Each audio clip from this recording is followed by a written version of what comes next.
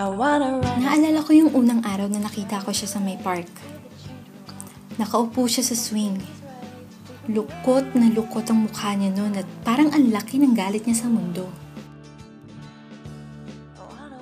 Di ko nga siya dapat lalapitan kasi ayoko ng gulo. Kaso nung may lumapit sa kanyang bata para makiusap na siya naman ang gagamit ng swing, aba naman at pinagsupladuhan niya ang bata. Syempre hindi pwede sa akin yun. Kaya nilapitan ko siya at kinausap. Pati ako, pinagsupladuhan niya.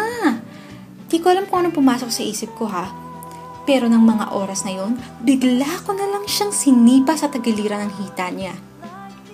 Alis! Alis! Sigaw ko. Di ko siya tinigilan hanggang di siya umaalis sa swing. Parang nga akong sira Parang di nag-iisip. Paano na lang kung gumanti siya, diba? Lagot ako noon. Habang sinisipa ko siya, tahimik lang siya na nakatungo. Hanggang sa, ayun, nahulog na siya sa swing sa kakasipa ko. Siyempre napatigil ako. Nagkatinginan kami ng bata. Nanlamig ako at namutla. Naisip ko na, tiyak na sisinghalan niya ako. O baka mas malala pa dun. Nagulat na lang ako nang marahan siyang tumayo at tumingin sa bata. Sorry na, nene. Eto na yung swing. Yun lang ang kanyang sinabi. Di pa rin ako makakibo ng mga oras na yun. Ganun lang at umalis na siya nang di man lang tumitingin sa akin. Di ko malaman kung anong dapat ko maramdaman. Bakit ba kasi ganun ang taong yun? Di ko alam kung bakit pero nagpabalik-balik ako sa park na yon.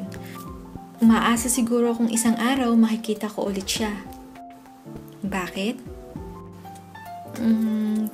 Di ko nga alam Siguro gusto kong mag-sorry dahil sa, alam mo na, doon sa pagsipa ko sa kanya. O maaari din na crush ko na siya. Halos 2 linggo na akong pabalik-balik sa park na yun pero di ko pa rin siya nakikita ulit. Kaya isang Sabado, sinabi ko sa sarili ko na huling beses ko na yun gagawin. Ang papunta sa park para lang makita siya. Natigilan na lang ako nang makita ko siya sa may swing. Ando na naman siya. Malungkot pa rin. Pero parang di na ganun kalaki ang galit niya sa mundo gaya ng huling beses ko siyang nakita. Nagtatalong isip ko kung lalapit ba ako o hindi. Nang mapagpasyahan ko na lumapit sa kanya, bigla naman siyang tumingin sa direksyon ko. Napatigil ako. Tinitigan niya ako at para akong matutunaw nun. Bago pa ako makakibo, ay tumayo na siya at parang aalis na. Di na ako nagdalawang isip pa. Sumigaw ako ng, "Sandali!" Pero sa halip na tumigil, ay tumakbo pa siya lalo palayo. Ako naman na parang engot humabol sa kanya. Parang hindi ko naintindihan na obvious na ayaw niya akong makausap. Hinabol ko siya. Ang bilis niyang tumakbo pero di ako kaagad na sumuko.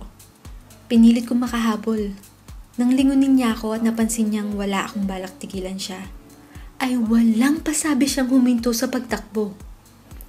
At dahil hindi ko yun inaasahan, ay hindi ko naipreno agad ang aking pagtakbo kung kaya naman... Aray, ano ba? Yun ang una kong narinig sa kanya. Ay, sorry! Agad-agad kong sagot. Nagtitigan muna kami at sabay na nagsalita. Bakit ba ako nahabol? Ha? Baka sisipahin mo na naman ako. Ha? Sabay kaming tumawa. Bigay todong pagtawa.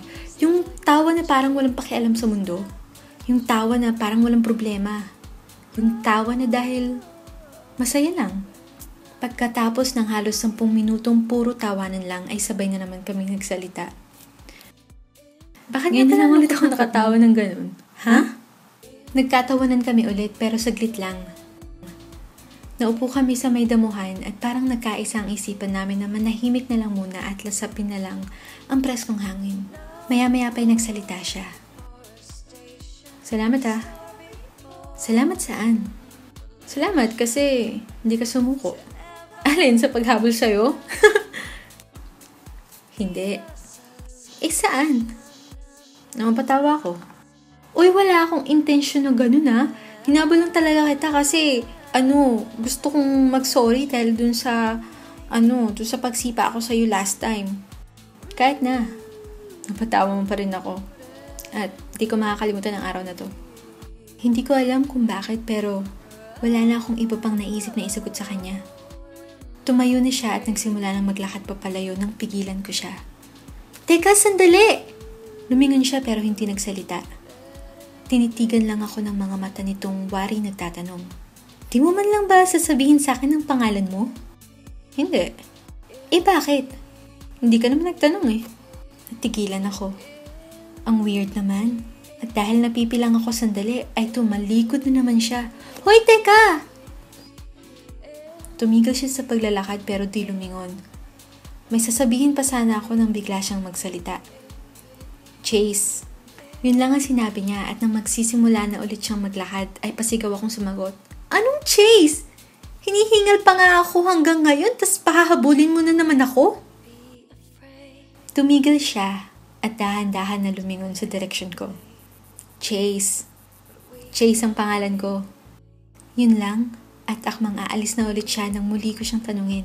Teka! Hindi mo man lang ba tatanungin ang pangalan ko? Ngumiti lang siya.